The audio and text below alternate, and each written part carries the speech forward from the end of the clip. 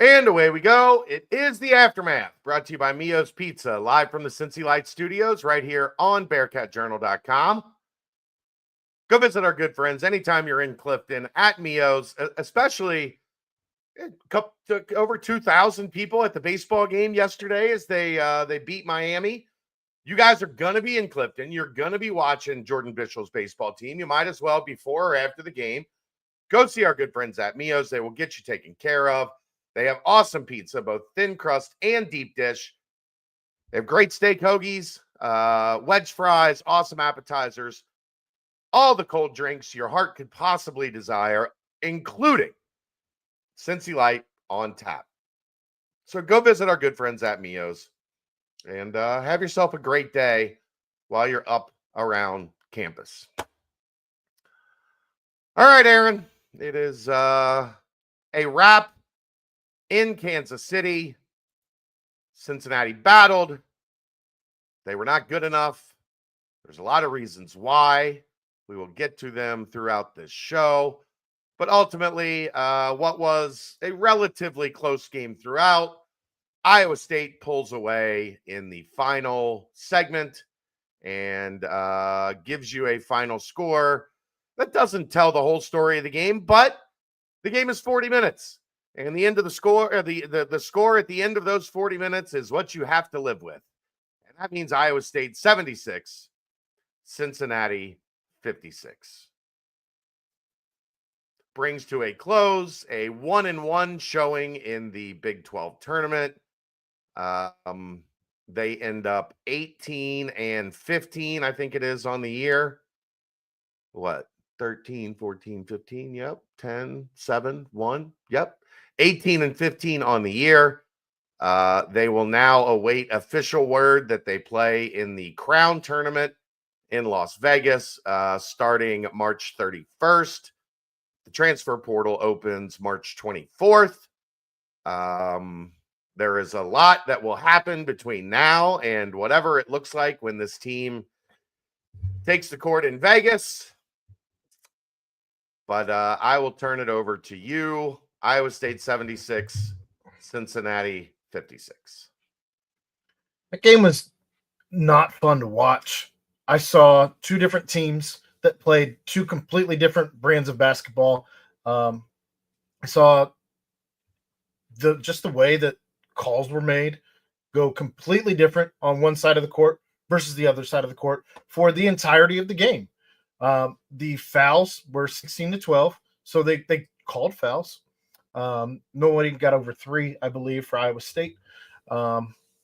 They were allowed to do whatever they wanted to do to anybody under the rim whatsoever, for the most part. I guess case in point being Dan on a fast break towards the end of the game, under 4 minutes. He gets hammered, and it goes the other way, and Taman Lipsey gets hammered by Dan, and we call it. I don't understand. Dylan Mitchell goes to the rim. He gets clobbered in the head. We don't call it, but we call good defensive effort by the announcers because, God forbid, we actually call it out for what it is.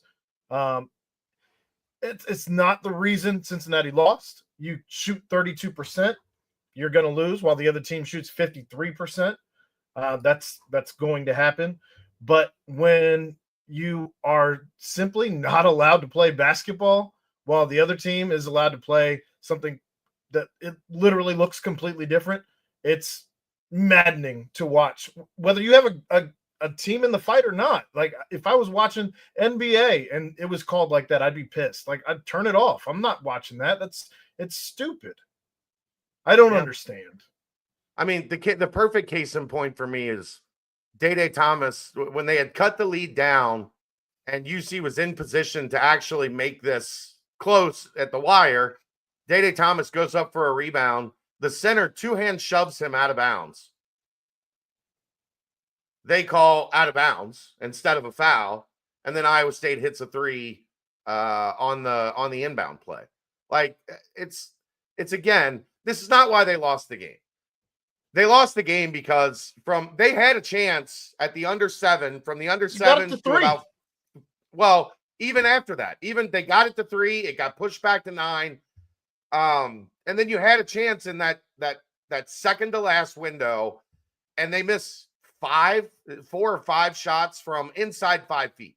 Like, you have got to play tough, off 2 feet, 2 hands, make the play. And they didn't do it. And that allowed Iowa State to maintain the game where it was at. You get to that, I think Josh hit a 3 with about 4 minutes, 15 seconds left to cut it to 9. And then they don't score the rest of the way. It looked a lot like Oklahoma State. I think they get in those situations and there's not enough actual offensive talent, offensive skill on this roster. So they start pressing, and then you start pressing, you turn it over, you miss shots, and then it ends up at 20 instead of 9. I do not think they quit. I just don't think they have good enough basketball players. And the physicality was clearly a difference. Some of that impacted by Aziz goes out and gets 2 cheap foul calls. Probably fouls. Yeah, probably. But they're not calling them on the other side, which was what makes it much more frustrating. Aziz has 2 fouls in the opening segment. Neither of them were he earned it foul. Both of them were ticky-tack. But that impacts the way that you have to play the rest of the game. Then Dylan picks up his second foul late in the first half. Both of them pick up fouls early in the second half, so they each have 3 with, 17, 18 minutes to play. Those are the only 2 guys you really have on your interior. That's a roster construction failure that you got to this point in the season, and really the only 2 guys you can count on at the 4 and the 5 are Dylan and Aziz. That's got to be addressed going forward. But still, the way the game was played favored Iowa State. Iowa State was allowed, like you said, to bump and shove and push and be physical. Cincinnati was not allowed to do the same. And that's what makes it frustrating, as we've talked about a million times. Call it the same way on both ends of the floors. And then I have no problem. If you're calling ticky-tack fouls and everybody's getting hit for bumps and shoves, great. That's the way the game's being called. If you're letting teams play and you can murder people and nobody says anything, great. That's the way the game's being called. But don't call it this way here and that way there and switch it up at halftime. Cincinnati had, I think, 6 fouls in the entire first half. With 8 minutes to go in the game, so 12 minutes of the second half, they had 8. So they played the exact same style, yet they fouled at a 50, 60% greater rate, 100% greater rate in the second half than they did in the first half. It's suspicious. But that's not the core flaw of this team. The core flaw of this team is I think, for me, they're not a good enough passing team. So when you play Iowa State, they want to push you back. They want to take your offense, and instead of starting it around the 3-point line, they want you to start your offense at 30, 35 feet. The only way you can really beat that is to move the ball via the pass and beat them to the rim or beat them to the open 3-point shot. I think it was a mistake by Wes and the game plan to run as much high ball screen stuff as they did. Yeah. Because Iowa State blitzes you, and your point guard has to go back. There's no other way to handle that, because you have 2 guys on the point guard as soon as he comes off the ball screen. And now you have to play backwards, and now you're playing from 30, 35 feet. That's going to create a stagnant offense. That's going to create turnovers.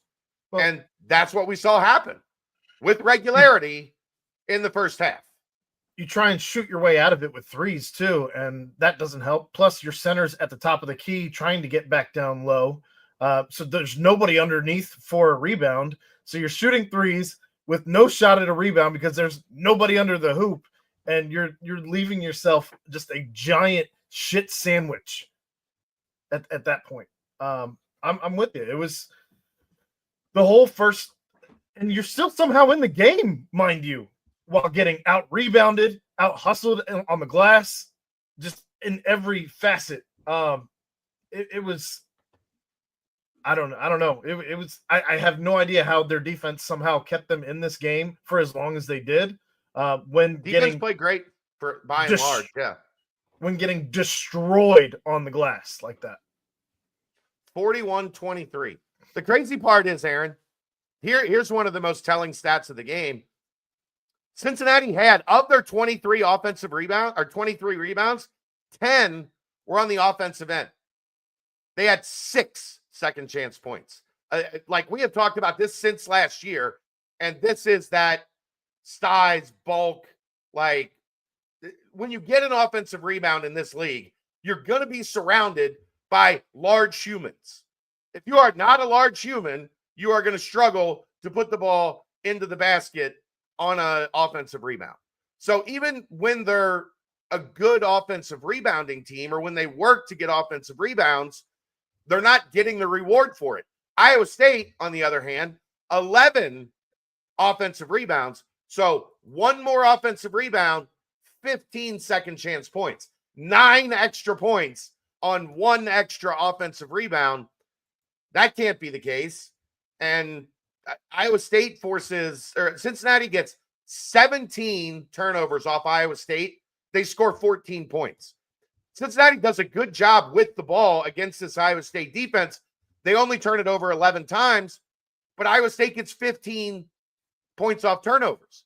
So 6 more turnovers, and you lose a point on the scoreboard. You lose 9 points on offensive rebounds. When you had one more, you only gain 1 point advantage in points off turnovers when you had 6 less turnovers. It's little stuff like that that is keeping this team from competing with the upper echelon of the league, because those teams are going to do those things well. And until you do those things well, you're going to lose to the teams that are at the top end of this conference, top 5 or 6 teams in this conference, because they're doing those things better than you night in and night out. You've had the opportunities, and you did nothing with them. And you can't expect to win a game against an Iowa State if you can't score on second chance points, and you turn 17 of their turnovers into 14 points. That they opened the door, Aaron, especially in that first half. Iowa State was turning it over like crazy, and Cincinnati couldn't score at all. Nope. Going 6 of 15 from layups and dunks doesn't help your cause either. That's horrendous. Absolutely horrendous. But that's going to happen, Aaron, when you're playing a team that is that much bigger than you, and you don't have the physicality at the rim to compete with those guys. That has to be addressed in the offseason. That's on coach. Absolutely. I'm saying that's on coach. That's the only person it's on. It's not Dylan's fault. He's only 215 pounds. When he's going against guys 235, 240, I think Jefferson is 255, something along those lines. He might be listed at 255. That dude looks 275. My goodness. That's like when they used to list Yancey at 260, and you'd stand next to him and go, fuck out of here, 280. 285. Right, 280. Yeah.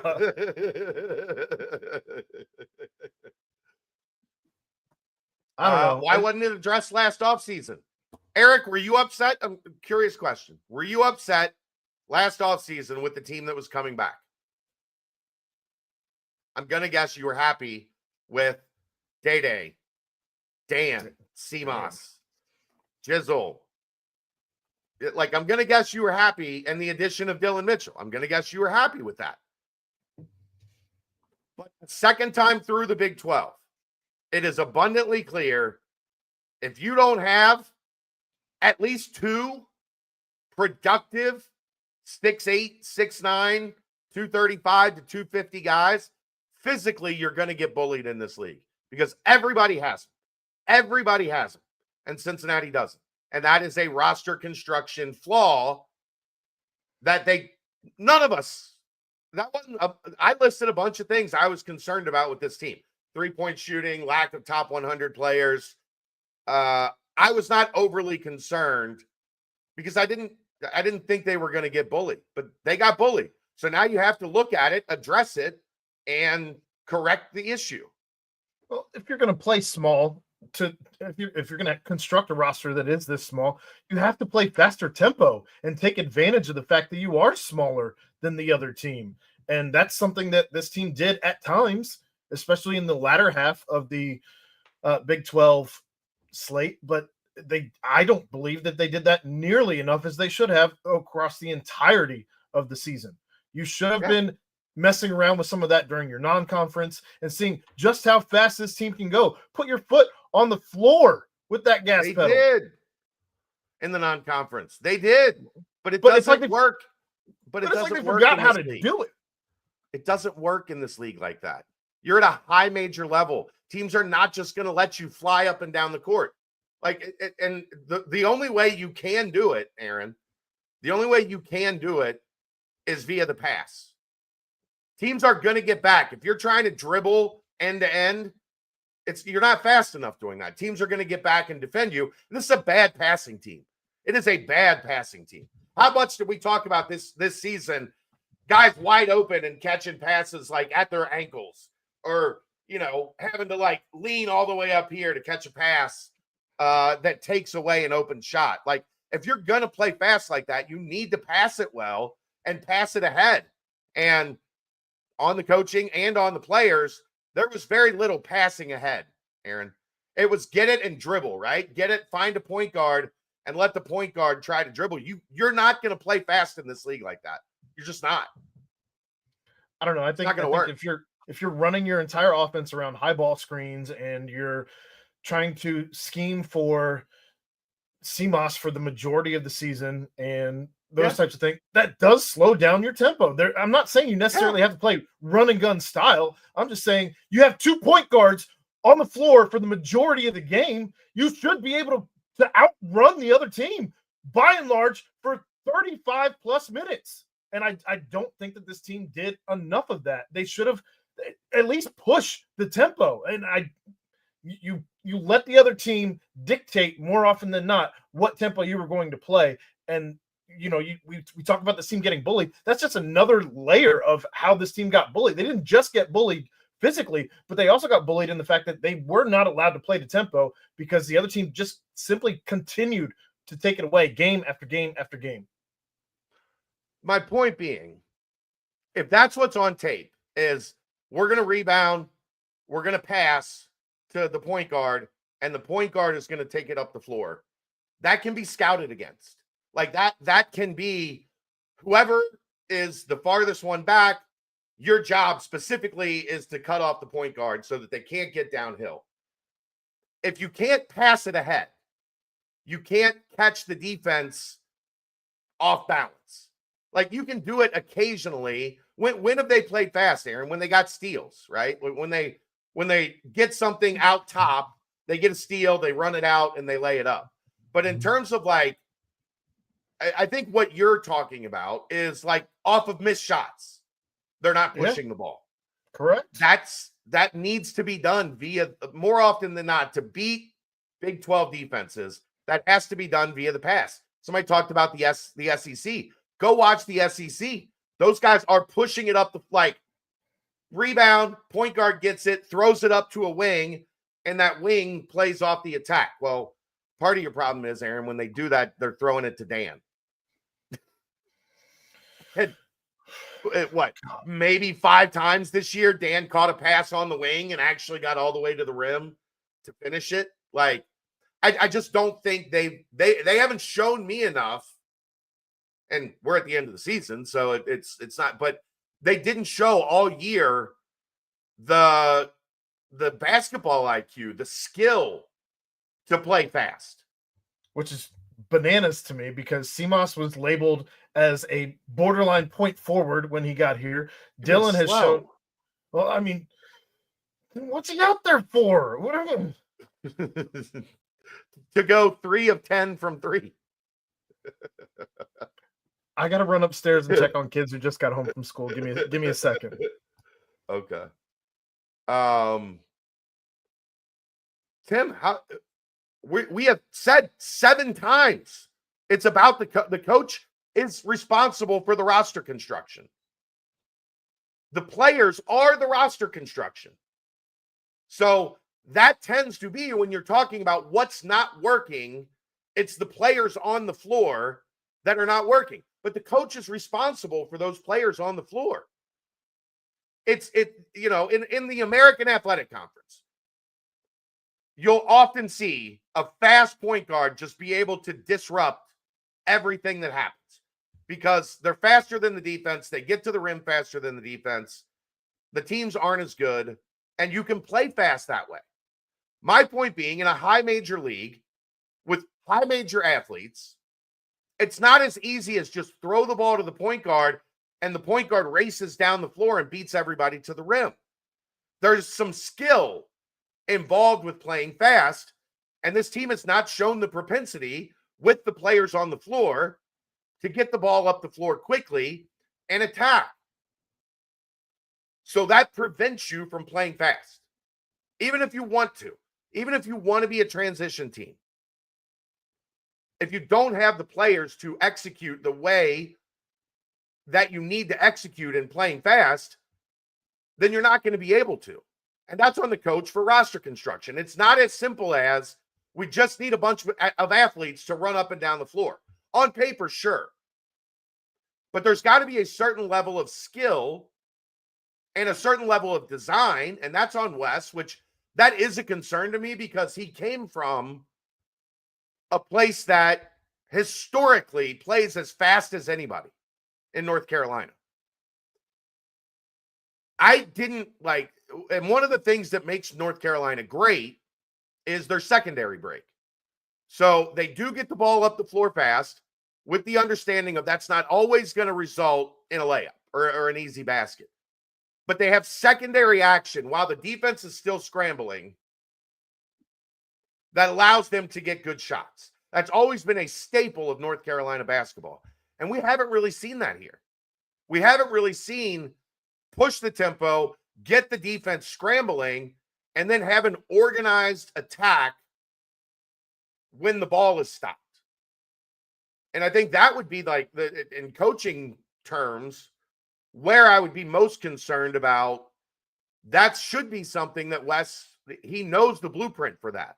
But it is not something we have really seen, trail threes, right? When's the last time you remember the ball getting kicked back to a Josh Reed or a CMOS on a trail three where the defense gets back, everybody flows to the rim, and then you have a guy that comes in behind the action, is wide open and catches a trail three. Like, that's the type of stuff schematically that hasn't clicked since Wes has been here. If they're trying to play fast, it's a point guard pushing the ball up the floor. And then, hopefully there's we saw the one when they cut it to 14-11, the Josh Reed three, where Day-Day's pushing the ball up the floor. You have Day-Day, and then you have Josh Reed on the wing.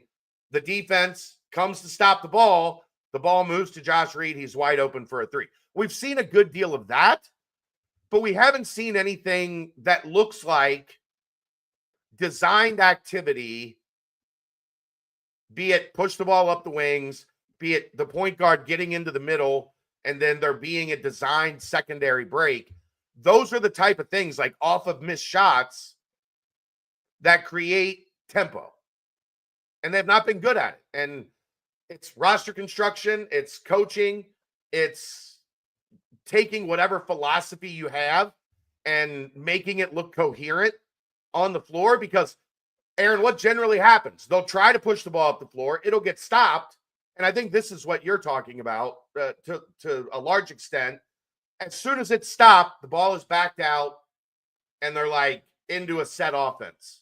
There's no continuation of trying to put pressure downhill at the rim. Well, it just seems that more often than not, you have 3 or 4 guys just hanging out around the arc. It doesn't look like they're doing anything.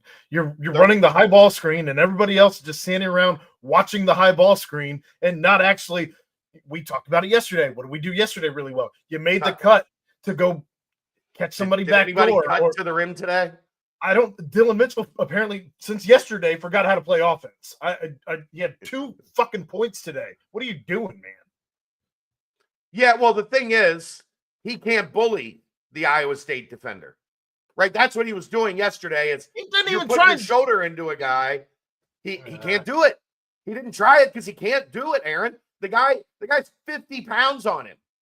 You think Dylan's putting his be like a big brother doing this to a little brother and just cross him holding his over forehead. Something. Come on. Cross him over. He doesn't have quick hands. Cross him over. That's funny. Anyway. Have you seen Dylan cross somebody over all year? If you're putting a 270-pound freak on him, he should be able to cross him over. Josh Reed could cross him over, and Josh Reed moves like a grandpa. Josh Reed lost the handle on the ball like 7 times today. Just because he moves like a grandpa. To dribble standing still. He was standing still and lost his dribble with his left hand. He's left-handed. Dribbling is not his forte. No. But no, it's a problem because you built a team that should, by design, long, lean, athletic, but you didn't build a team that was good at the fundamental things that allow you to play fast. So just being long, lean, and athletic or being fast doesn't instantly mean you're going to be able to play fast. There is some skill required to be able to execute it at a high level. And they did not show that skill. West did not show that design propensity. It didn't look like, it didn't look like there was great design on fast break plays. That's entirely on the coaching staff. Yes. You should have been practicing that in the summer. You should have been practicing that. They do practice it. Man, they're not good at it. Beat it like a drum. Yeah. So that's where when you say this dumb oh, you're always no, we're not protecting West. He is at the forefront of this. Do you guys understand? I want to explain something real quick. This should be good. This whole Chad protects the coaches thing. Do you guys understand when I make the most money? I make the most money when coaches get fired. BearcatJournal.com sees a substantial increase in membership every time there's a coaching change. I'm not protecting anybody. I don't want coaches to get fired, but I'm not anti-coaches getting fired. It makes all of us more money. Luke Fickell left, and I get everybody a raise off of Luke Fickell. And so this notion that I'm protective of coaches is silly. I'm talking basketball strategy, football strategy. We do those things here. If you're here to just hear us yell and scream, fire the coaches, there's other places that you can get your confirmation bias from people that have no connection to anything. If you want to hear fans yell and scream into the void, there are options to do that. If you want to hear people that know what's actually happening talk to you about it, that's us. Anyhow, I don't really make a whole lot of money when ADs get fired. So that's not, nobody's rushing to the board to find out who the new AD is. We've had what? Mike Thomas, Whit Babcock, Mike Bone, and now Cunningham. I think we've had 4 since I started doing this. I don't think we've ever seen a bump. The AD bump. The coach bump, very, very real. I don't know who's leaving and who's staying yet, guys. The game ended 30 minutes ago. It could go a bunch of different ways. I'm on record saying I'm okay, blow the whole fucking thing up, bring back Tyler McKinley. It's not going to be that. I'm just telling you, it's not going to be that. I know. That's my pipe dream. I think there will be significant change.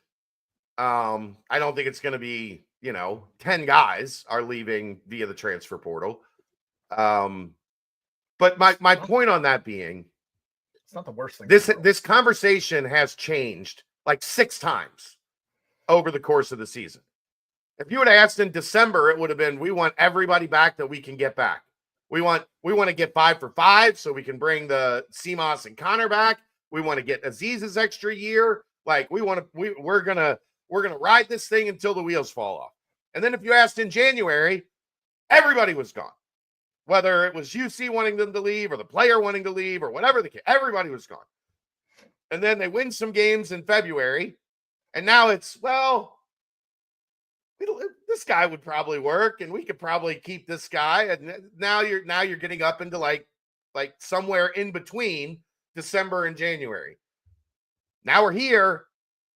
I mean, Arrington Page, I can't imagine. Second game in a row, he didn't play. He played very little down the stretch. I can't see a path forward with Arrington Page.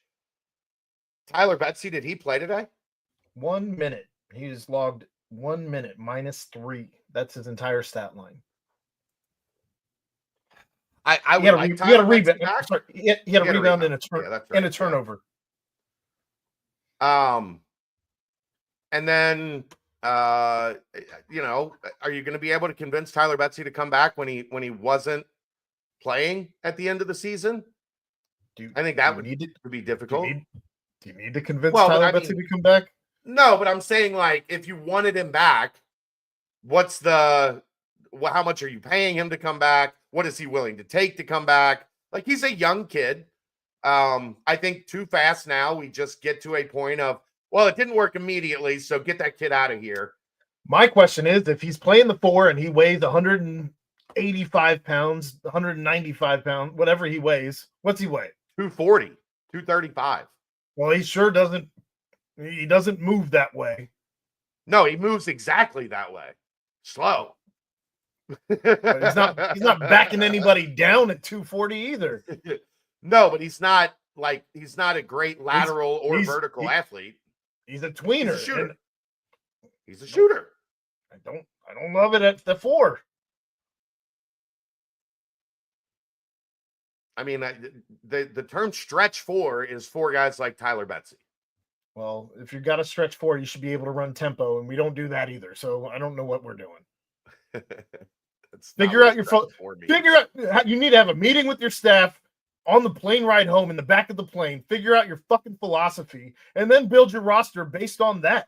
You can't just bring guys in because they're long, lengthy, athletic. For what?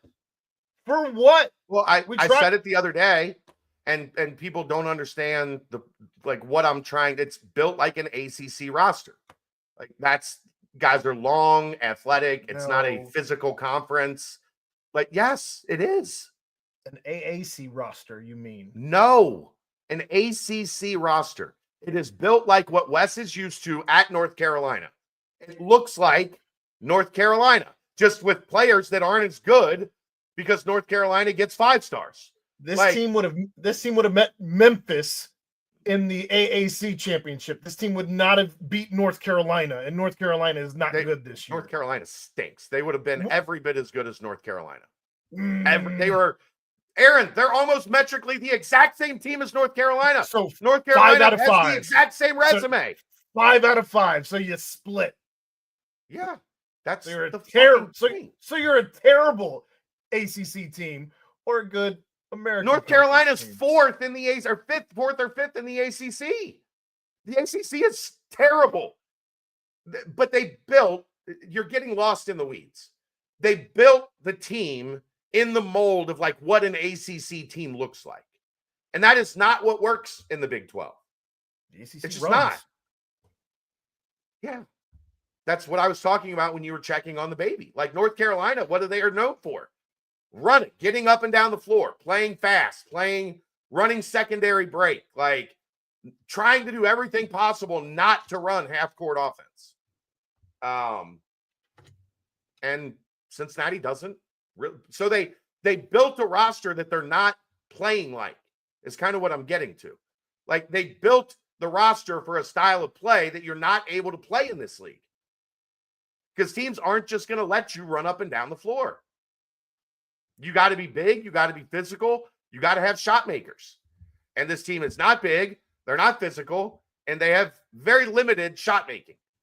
So you've got to start by finding a point guard who's a facilitator. And if it's not going to be Day or Jizzle as facilitating first and shooting second, instead shooting first and facilitating second,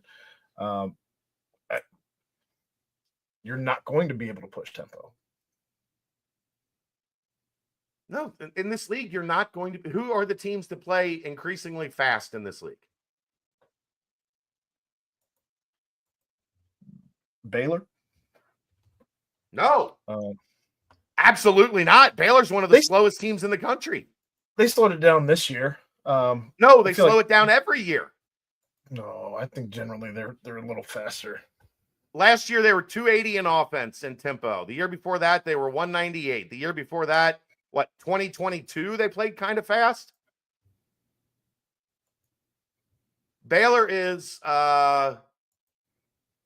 very much a execution offense, especially the past 3 years or so. He's not running anymore. He's running sets. They're getting guys open. They're very good at it, which is why they focus on it. But there's not a lot of tempo in the league. Why do you do whatever? It's not a tempo league. Why do you have to do whatever everybody else is doing? Why can't you just do something different to be a different look, to change things up so teams have to scheme differently against you instead of doing the same thing they're doing against everybody else? Okay, Aaron, there are two teams. Who are the two teams that play the fastest in the American or in the Big 12? Who are the two teams?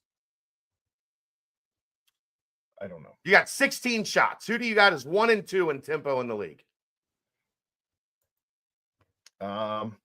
Let's say Tech? Texas Nope. Tech? Nope. They're not. Texas Tech is UCF might be one of them, actually. Texas Tech is 277 in tempo. UCF is one of them. Okay. I don't know who the other one would be. Oklahoma State. What are the success levels of those two teams? Playing fast is not a winning recipe in this league. You have to play. I would like it to be more in the middle than more in the 175 range than the 250 range. Would you say either of those teams though have it better than?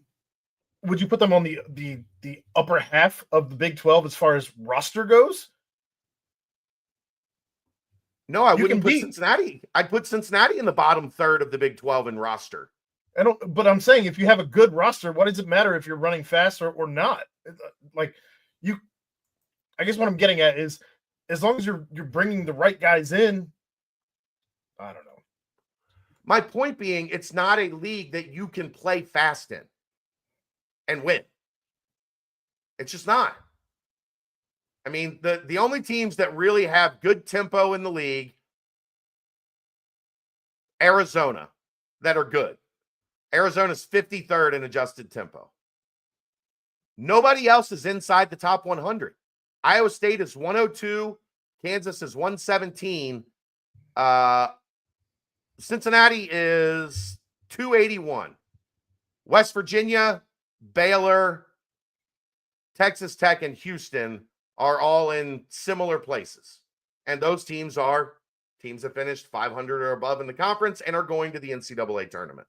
It's a physical defense, toughness type of league. And the skill comes from making shots in the half court. It is not a run up and down the floor league. It's just not. But my point being, that's the problem with this roster. The roster is built to fail in this league. This doesn't work, what they're trying to do, to be long and athletic and somewhat physical. But when you play in Iowa State, when they put 270 and 255 in the post against your 230 and 210, you get your ass kicked. That's all. If it was as simple as just that, though, we would have been fine with Jameel Reynolds. Like it has nothing to do with just weight down low. No, It's not you have to just get that. guys that can play, but you have to get guys that can hold up against the guys that can play. Norchad Omier, JT Toppin, Kiba Keita, Henry Vesser. No, you have to look organized. You have to look like you have a philosophy. You stick by the philosophy. You bring guys in that adhere to the philosophy, and then you run the fucking philosophy. What we did this year was a cluster from start to finish. It was just an abhorrent cluster. You ran non-con okay until any team that was worth a shit, and then you beat them at the end, except for Villanova. I'm telling you, you can get mad about all of that, but it was not a roster built to win in this league. And that's on West to figure out. It is on him to figure out what roster construction that wins in this league looks like. They got it wrong. I will got agree it wrong because the philosophy did not match the roster. None of these things went together at all. Well, there's a realization at some point, Aaron, and I think it happened in those first 4 games, that what we want to do is going to get our butt kicked in this league. What we built, how we want to play, is not going to work because they don't have elite talent. They have good talent sometimes. But if you're gonna do what you want to do, you better have 5-star players, and they don't. So they tried to cobble together whatever they could that would work, but it wasn't good enough because they have a roster that's not constructed to win in this league. That's not the players' fault. That's on the staff. The players are who they are. Like, they didn't bring themselves here. They were recruited to come here. The coach thought he had a philosophy that would work in this league, and it doesn't. So now it's on the coaching staff to figure we have to change what we believe physically will work in this league, because what we thought would work does not work. Which goes back to, you have to blow up this roster. You have to. It's going to be completely different. It doesn't have to be blown up, but it has to look physically, stylistically different.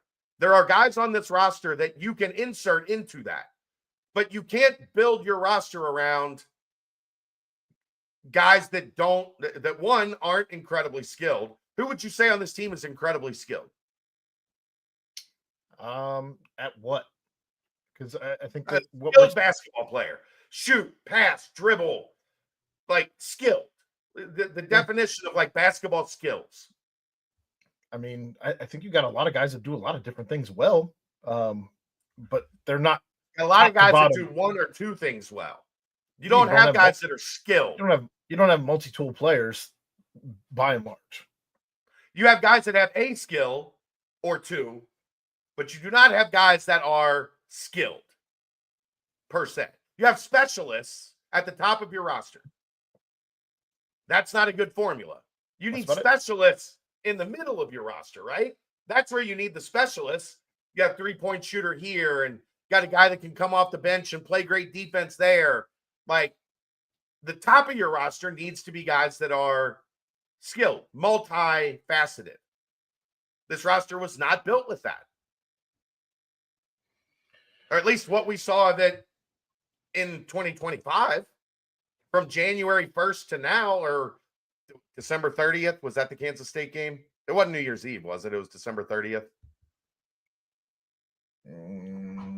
Whatever, it doesn't matter. But you get my point. Like, they're not big enough and physical enough, and they're not skilled enough. That's a team that wins 7 games in this league. Well, I mean, unless you're upping the NIL to $12 million, I don't know that you're going to have a roster. It's your job to figure out guys that you can afford and fit into your payroll. It's up to you to figure out this. And I'm not saying it doesn't, like, it's a losing philosophy, Aaron, but the philosophy this year of paying 4 or 5 guys about the same amount of money, and none of them were high-level guys, that didn't work this year. So do you look at it now and say, we got to go take, let's say they have $6 million. We got to spend $3 million of that on 2 dudes that are going to be top of the roster guys. And then we have $3 million to figure out 3 through 9. If you got 2 dudes that will put the entire team on their back when it's crunch time, that's a world of difference. Yes. Absolutely. Jeff, you don't know that. There are 9 coaches in this league that didn't get a lot out of their roster. What? Actually, 10. Because there's probably only 7 or 8 that are going to make the NCAA tournament. I don't know. All those coaches are bad? Colorado's going to win the Big 12 tournament, so.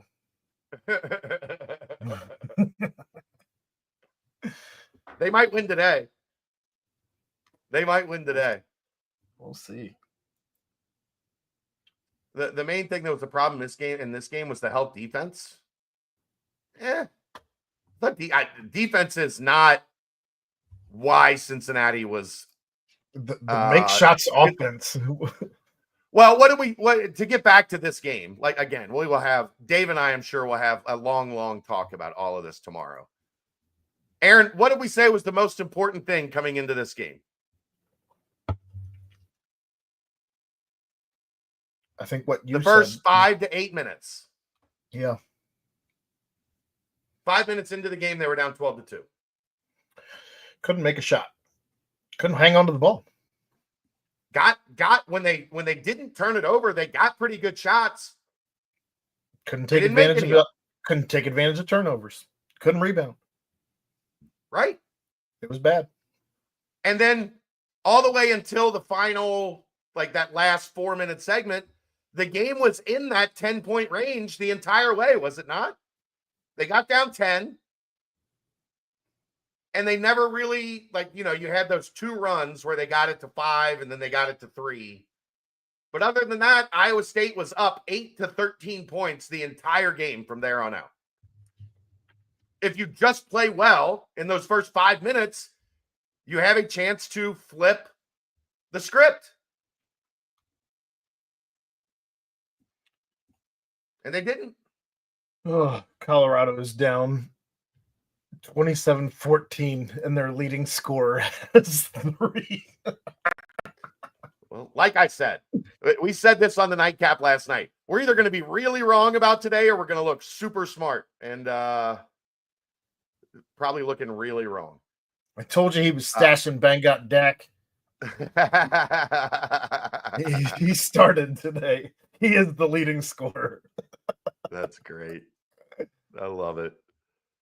Oh, yeah. Iowa State ended up shooting over 50% because they made their last 5 shots or whatever it was. They didn't shoot a great percentage today, and they turned it over 18 times, 17 times. Effort wasn't the issue today. I didn't think they played with lack of effort. I just didn't think they played well enough to beat Iowa State. It's not as simple as they lost, so the effort was bad.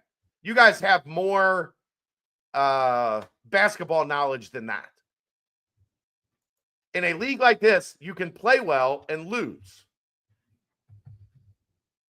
Yeah, the bottom line is this team wasn't good enough against similar teams, and it was often a lot of the same problems. They got bullied inside, they got beat to hell on the glass, and they didn't shoot it well enough to maintain contact. Those are all if you need 3 things that this team has to look at going into the offseason: rebounding, post scoring, and perimeter scoring. Guys that can get you points when you need points that aren't an array of pull up 12 to 18 footers. Yeah, we got that on lock. We're all good on mid-range scoring.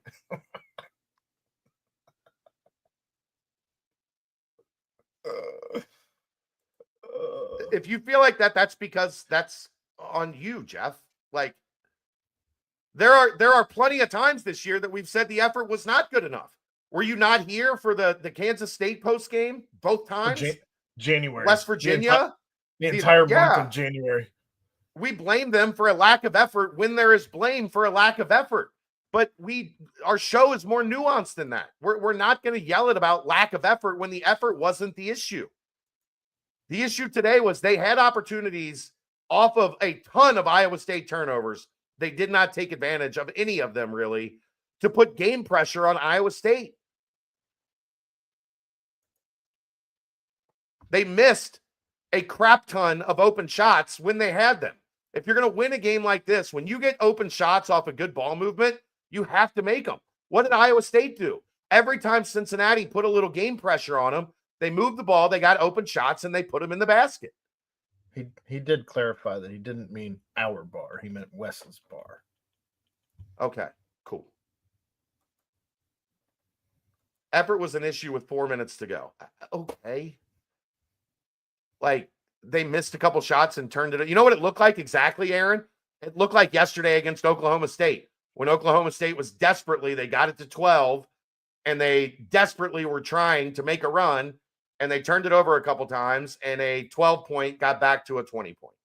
And part of it was last actually 4 minutes exactly like. Part of it was actually this in the biggest moments of the game on runs. They took some shit contested shots early in the shot clock. Yes. For sure. That was for sure a lot of the season, though. Not just today. If Jizzle goes into the portal, is he going to get a raise based off what he made this year? Yes. Yes. Somebody is going to see what he does well, and they're going to pay him to come do it there. If he goes into the portal, I'm not 100% certain that's the case. If he stays here, he gets a raise.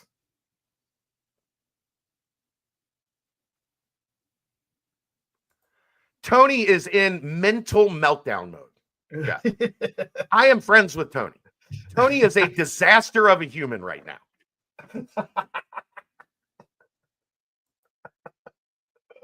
We have not overly praised the effort today because it was what it should have been. That's what it should look like. We have blasted them when the effort has not met that standard.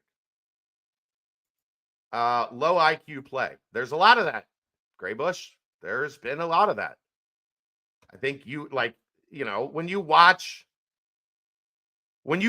Texas Tech, does it ever feel like they make low IQ plays, Aaron? Houston. No. Kansas does at times. Iowa State did today. Yeah, I didn't think Iowa State played all that great today. That's the part of the frustrating part is they opened the door for Cincinnati to take advantage of mistakes, and Cincinnati didn't. This season, Kansas has certainly looked like they had some low IQ play. Yes, and that's why Kansas is where they are. It's exactly why Kansas is where they are.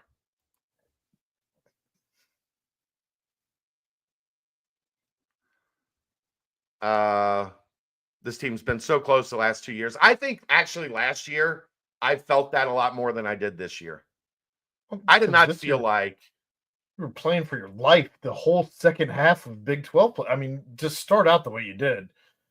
You couldn't feel optimistic at any point. You were just fighting for your life. But I mean, game to game, even last year, it felt like a lot more games were like 2 minutes left, 3-point game, like high intensity, high risk, high reward type games. I didn't feel there were nearly as many of those this year. I'm not walking away that like last year, it felt like they're close, man. They're close. I am not walking away with that same feeling this year. Are you? Fuck no. I hate this team this year by comparison. First 2 minutes, 4-on-1, Jizzle underhands a lob. That actually, I don't think was Jizzle's fault. I think he threw a lob to Dylan, and Aziz was too close and tried to make a play on the ball, when if he just would have let it go, Dylan would have caught it and dunked it. I don't think that was strictly on Jizzle.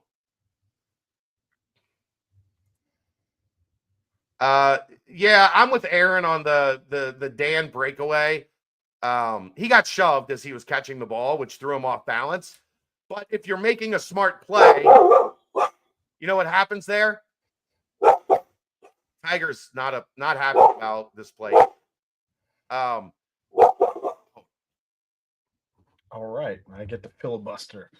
Well, I think we're having the afternoon problem in Chad Brendel's neighborhood. Everybody's home walking their dogs, and he can only see them outside my office window. Yeah. So I did not think that was a low IQ play. I thought he made the right move, and he made the defender have to give him contact, and got the contact, just didn't get the call, and then went down on the other end and damn near speared Taman Lipsy. Yeah, which I was good with that. It was a nice hard foul. Lipsy had to go and give himself the massage gun to the groin.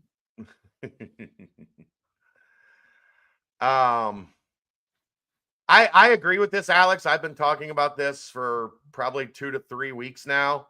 It's not sustainable to have both Jizzle and Day run an offense with the number quality of shots they take. Day at least this year turned into a reliable 3-point shooter. Jizzle did not. Jizzle remained a very streaky 3-point shooter. We talked a week ago about he had 30 games with 23 of the 30 games he made less than 2 free throws. He also is 28.9% on the season. Yeah, and that's exactly where he was last year, 28% from 3. You can't have 2 guys that live in the mid-range be your volume, because you have what we saw through the end of the season, even when they were winning, too many games where those 2 are combined 11 for 32, 11 for 27. Like, it's not efficient. It's wasting too many possessions on guys that don't make a high enough clip. Yeah, low IQ equates to other teams being better. Other teams, again, ask yourself, go through the list of teams in this league.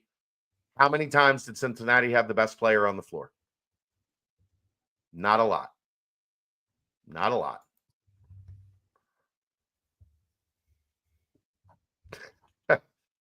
Chad getting his dog to listen reminds me of Wes in a huddle. You're not wrong, Drew. Oh. Am I crazy for wanting Day instead of Jizzle next year? When you add finances into the decision and what it'll cost to keep both of them, I don't think you're crazy. I don't think you're crazy. I did see Ed posted a clip from New Heights. Did you see this, where Travis talked about that the Kelseys have paid for Jizzle's NIL? Not all. I mean, they've contributed to, if you listen closely to what he says, Jizzle's not the only one. Like, they chipped in money to NIL and it went to certain, and I don't think it was like, here's $500,000 for one player. I don't think it was that. I don't know how closely you have to listen to say we chipped in for the NIL. Shout out Jizzle James. But there's my point is it wasn't like they just gave money to Jizzle. They gave money to NIL pointed at a couple different guys. He was one of them. I think there was not all of those words there. That was not how I got. If you listen to what Travis says, he's one of the guys. Like, there are multiple contributions to them to NIL. Jizzle is one of the contributions. Didn't seem Jason had a clue that he had been financially supporting the basketball team. I think that's accurate. I think that's absolutely accurate. But I do think there are some guys on the football team that they also help with. So good. Yeah. Need Travis's girlfriend to chip in. D. Smith, what's up? Thank you, brother. We appreciate it, Doug. Appreciate it.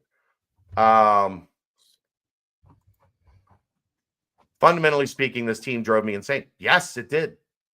It absolutely drove all of us insane. Try having to do this. What? 2, 4, 5, times? 6. No, I mean, just how many hours a week we do this to talk about this team. Like 10 hours a week with sitting here just talking about this team. You think it drove you fundamentally insane?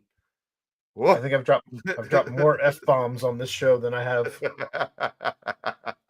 on any of them. But look, in getting down to it, today is hopefully another notch in the belt of this roster is constructed poorly to win in the Big 12. I think there are some leagues this roster would have worked in. This wasn't one of them. And they have to take a hard look in the mirror at, if we're going to construct this thing next year and not get fired, then we have to do it differently. Then we have to come up with ways to combat the way that other teams sliced and diced us up 14 times. They lost 14 times.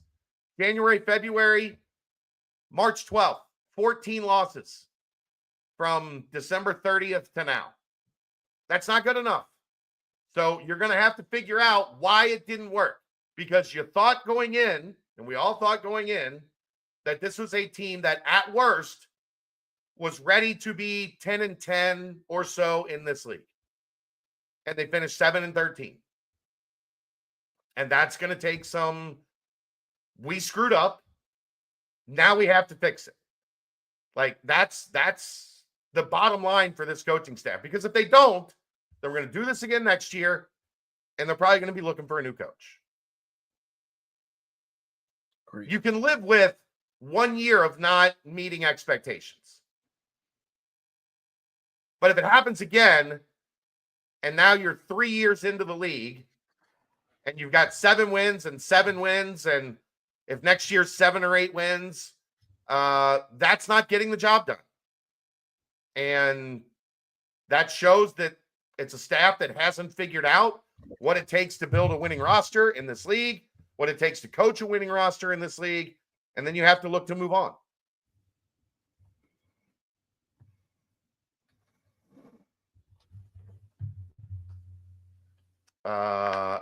F-bombs and cool hairdos. You're welcome. Yeah,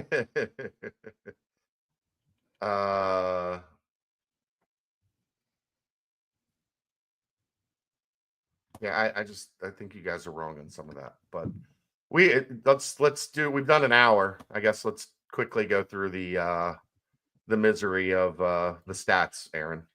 Jizzle James, 17 points, 6 of 20 from the field. Woof. 3 of 9 from 3, 2 for 2 at the free throw line, 2 offensive, 1 defensive rebound, 3 rebounds total, 2 assists, 3 fouls, 2 turnovers, 1 block, 1 steal, 28 minutes played, minus 10 for Jizzle.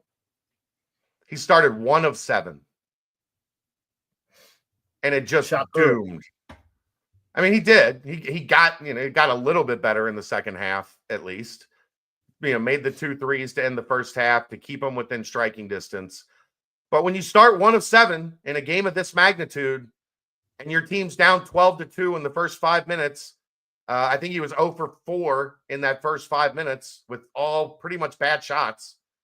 That is your best player. That's getting Caleb loved. Well, I didn't see a ton of other guys willing, ready, and able to shoot it. Well, Iowa State's defense was a menace in the first 5 minutes. Like they could barely get the ball. Forget shooting it. They couldn't get the ball to the 3-point line. Like they were stuck between center court and the 3-point line, and generally closer to center court than the 3-point line in the opening 5 minutes. Purgatory. Yep. Josh Reed, 10 points, 2 of 7 from the field, 2 of 5 from 3, 4 for 4 at the line, 1 offensive, 1 defensive, giving him 2 whole rebounds, 1 foul, 1 turnover, 1 steal, 33 minutes played, minus 15. Not good enough. Nope. Not good enough. I mean, good on him. The 2 threes he made were pure. He's got to get his one leg fadeaway in every chance that he gets. He only got 1 of those today, and then missed a reverse layup. Those were his only 2s. But but ultimately, in the list of things that were wrong with this team today, Josh Reed wasn't super high on the list. He was Josh Reed. Josh Reed. Day, 9 points, 4 of 13 from the field, 1 of 7 from 3, 1 defensive rebound, 4 assists, 2 fouls, 2 turnovers, 4 steals, 32 minutes played, minus 21. 1 of 7 from 3. And a lot of his were pretty good. Like, a lot of his were ball reversal, open, clean look, can't make. 2 were in the last 30 seconds of the game. Last minute, whatever it was. But yeah, but he had 3 or so that, like, good ball reversal, found him open on the wing, stepped into it, couldn't get it to go down. Still 37% on the season, though, for him. So yeah, improved. No, it just today was a day that he had good looks and didn't get them to fall. We go Dan. 8 points, 3 of 9 from the field, 1 of 4 from 3, hit his only free throw, 1 offensive, 2 defensive rebounds, giving him 3, 1 assist, 1 foul, 1 turnover, 1 block, 22 minutes played, minus 6. It's all right. It's all right. Man. Got lost on defense a couple times. He was only minus 6 in 22 minutes for Dan. That's pretty good, Aaron. Pretty good. Only one turnover. 1 turnover in 2 days is outstanding for him. But 3 rebounds against a team that you struggled to rebound against. He had some excellent. Yet one in particular stands out in my head that was an excellent rebound, but he just didn't live there. Hangs out around the arc. Yep. And look, though, against those 3 guys that they have inside, Dan's going to get murdered going for rebounds. He'll jump higher than any of those dudes. 8 points for CMOS, 2 for 5 from the field, all 3s, both free throws that he took, 4 defensive rebounds. That might be a season high for him. 1 assist, 1 foul, 1 turnover, 2 steals, 30 minutes played, minus 12. In theory, not terrible until you look at 30 minutes. Like, an 18-minute night for CMOS, that looks okay. 4 rebounds, 8 points, like, that looks all right for 18 minutes, 20 minutes. 30 minutes, that's not enough. No. It's not enough. It's horrendous. We'll go Aziz, 2 points, 1 for 1 from the field, 1 offensive, 3 defensive rebounds. Tallest dude on the court. 4 rebounds total, 2 assists, 4 fouls, a turnover, a block, 22 minutes played, minus 11. When you pick up 2 fouls in the opening segment, and he did gut through and played smart through the rest of the first half. They played him a decent amount the rest of the first half, and he didn't pick up the third. But then you come out and boom, you pick up the third early. Like, he just never had a chance to be Aziz. You're trying not to foul at that point, right? Your whole mission when you're out there is don't foul. Don't get a dumb rebounding foul. Don't get a dumb, like, what was one of the reasons he was so good yesterday, Aaron? Like, deflections, getting his hands in the passing lane. Yeah.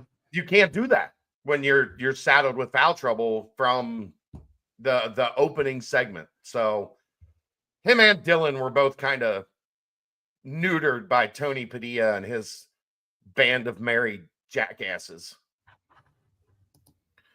Alex Simas got bullied the whole season, not just today. Yeah, the whole season. If you think CMOS, given what we've seen all season, was going to hold up against their bigs, you were expecting something I was not. CMOS could defend Aaron. There's a size difference there that Aaron wouldn't want any part of. Dylan, 2 points, 1 of 3 from the field, 0 for 2 at the line. Good Lord, I'm not going to miss that. Hey, we finally got it, Aaron. We finally got it. What? The Dylan Mitchell airball free throw. They pointed it out yesterday. His release is behind his head or over his head. Yeah. He should have been taking totally different when he makes it. Should have been taking water breaks with his ease. 4 offensive, 1 defensive, 5 rebounds total, 2 assists, 4 fouls, 2 turnovers, a block, 2 steals, 30 minutes played, minus 22. Yikes. That led all That was not the Dylan we saw yesterday. Led all Bearcats the wrong way. And then lastly, Tyler Betsy, we already talked about his line. 1 offensive rebound, 1 turnover, 1 minute played, minus 3.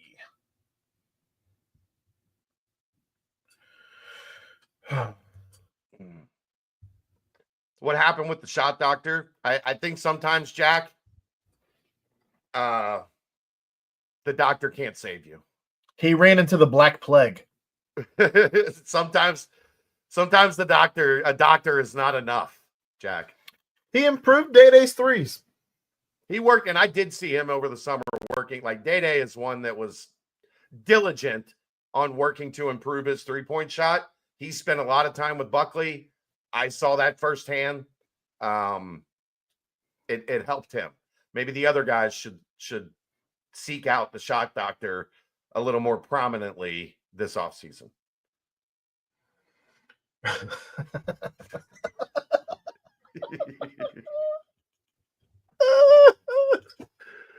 Oh, boy.